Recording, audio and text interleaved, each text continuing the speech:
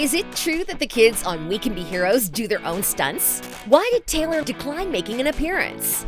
And how did a stack of playing cards help Vivien Blair prepare for her role as Guppy? Hi, I'm Janet. A world of no stunt doubles. From super cool alien fights to a group of superhero kids showing off their awesome powers, one thing is for sure, We Can Be Heroes is packed with all of the movie magic we could ever want. And we have director Robert Rodriguez to thank for that.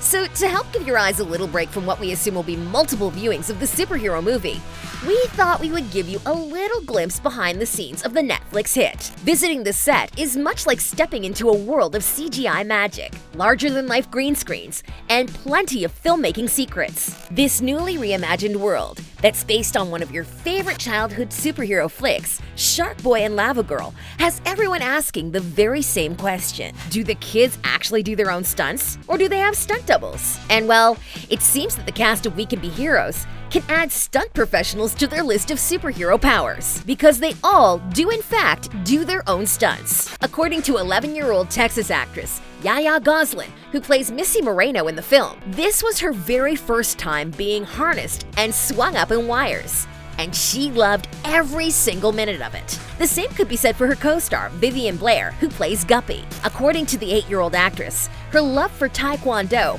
helped her a lot when it came to performing her own stunts. But there is one stunt moment that she'd probably like to forget. Vivien recalls a hilarious moment on set when she accidentally stepped on a green screen floor during a major scene. And well, let's just say that the screen was covering a giant hole, and Guppy immediately went falling through into the abyss. But besides an accidental visit down a said hole, the film's stunt coordinators made sure that each child felt as if they were playing on a playground, as opposed to working. I mean, how much fun does this look? But before all of the fun could begin, each child was expected to attend training sessions 2 weeks before filming. This was to ensure that they were physically ready to take on the challenge of having superpowers. And from what we could see, they totally were. Also, please subscribe to our channel for more cool updates. Why Taylor is missing. Alright, if you are an original Sharkboy and Lavagirl stan, you're probably wondering why Taylor wasn't in the film, especially since he has admittedly been missing in action in terms of the Hollywood scene. And well, it seems that he declined to make an appearance in the film, but director Rodriguez kind of expected that response. After drafting the script, Rodriguez noted that Lautner's role would have been pretty small in the end. In fact, unlike the many that he had in Sharkboy and Lavagirl, he wouldn't actually have much dialogue in the movie. I did call Taylor to let him know. There's no dialogue. It's not about the parents. It's not really a sequel. You'd have your face covered the whole time. I wanted him to kind of look like Batman, said Rodriguez. Taylor said that the role was not big enough for him to return, and Rodriguez agreed, saying that it would have been to his detriment to accept the role only to have no dialogue and have his face covered. Lautner was therefore replaced, and filming productions began. The power of card games. When you think of a normal deck of cards, you probably aren't thinking of cool powers, but it turns out that's exactly what they have. Well, on the set of We Can Be Heroes anyway. See, as the youngest hero on the set, Vivien Blair didn't really have a smartphone to keep her busy in between takes. To help keep her entertained and her energy levels up, Rodriguez would play cards with her. He would grab an ordinary deck of cards and play her favorite card games. So, what are a superhero kid's favorite behind-the-scenes card games? None other than Avocado Smash and Go Fish. But you may be wondering where the power of cards come in.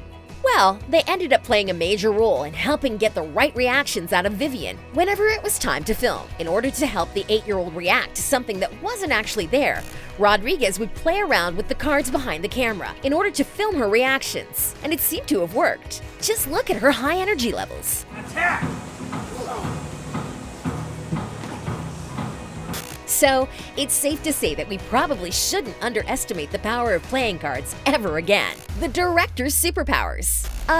What do you call it when you are a multi-talented person? Oh, you call it Robert Rodriguez, aka one of the main superheroes on the set of We Can Be Heroes. Unlike most film directors that simply direct, Rodriguez is a total force to be reckoned with. He is taking on most of the film's responsibilities, as he is the writer, producer, editor, set director, and director of photography. So it is safe to say that he has quite an impressive resume. But he also made sure to let his family in on all the fun too. The set was an entire family affair, as Rodriguez outsourced many of the creative duties to his own children. His son Racer Max, who famously created the characters Sharkboy and Lavagirl when he was only 7, was the producer on the film. He even makes a sneaky on-screen cameo too. Rodriguez's son Rebel composed the entire film score, and his son Rogue was the head designer of the alien spaceship that is featured in the extended climax. When it came time to create all of the female characters' personal attributes, Rodriguez asked his daughter Rhiannon to come up with all of them. So, it seems that the Rodriguez family played an important part in this fun fantasy world that we are all currently obsessed with. And knowing that it was a family affair makes us love the film even more.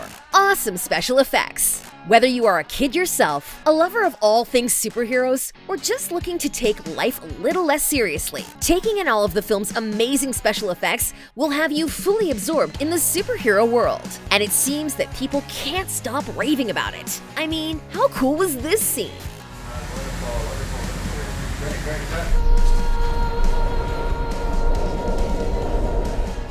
The idea behind each and every special effect was to make sure that everything gave off a sense of wacky fun and sheer adventure, and it totally worked. Each and every effect was meticulously decided on by the entire team. The hope was to play visual illusions on the eye by forcing your eyes to explore the unimaginable. So, watching the kids quite literally fly around and rescue their parents whilst saving the world was no accident. Producers knew they'd need high-energy special effects, and that's exactly what we got. From being able to move in slow motion, to moving objects with an amazing singing voice, and possessing shark strength that actively helps shape water into literally anything. It is really hard to pick which special effects and superpower combination we love the most. Let us know which one you thought was the best in the comments section below. Sharkboy and Lavagirl versus Spy Kids. Did you know We Can Be Heroes was never originally meant to be linked to the adventures of Sharkboy and Lavagirl? Which is relatively surprising,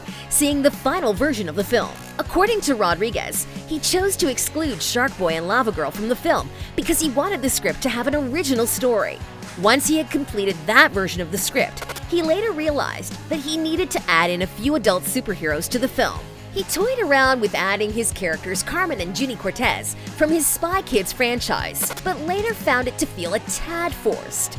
But he still needed another parent figure, and then it hit. Why not place the older versions of Sharkboy and Lavagirl in the film? And we couldn't be happier that it turned out to be a great decision in the end. Will there be a sequel? Yes, yes, and yes again! It's happening, everyone!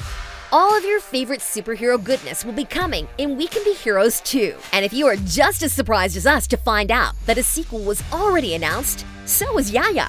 Because most films that you watch, it takes a while for it to get a sequel. Even some films that I watched, I'm still waiting for a sequel to be announced. So it's crazy how fast it got a sequel, said the actress. And while we know that you are just dying to get back to Rodriguez's superhero world, you have to remember that the film just came out not too long ago. The team and cast are still reveling in the success of this one. So, if you were hoping to get a projected release date, you'll just have to sit patiently and binge the first film in the meanwhile. It is also predicted that the sequel may take some time, given the current coronavirus pandemic that is halting productions at the moment. In addition to that, our new favorite director has already signed up for a number of upcoming projects for this year, so his schedule is keeping him booked and busy.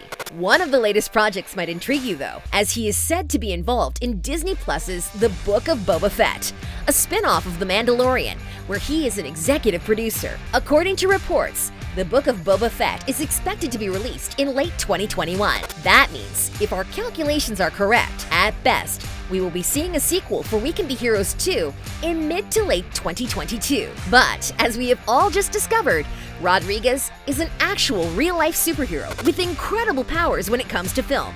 So who knows? Maybe we will get it a little earlier than that. But we want to know what you would like to see in We Can Be Heroes 2, Superheroes That Got the Boot.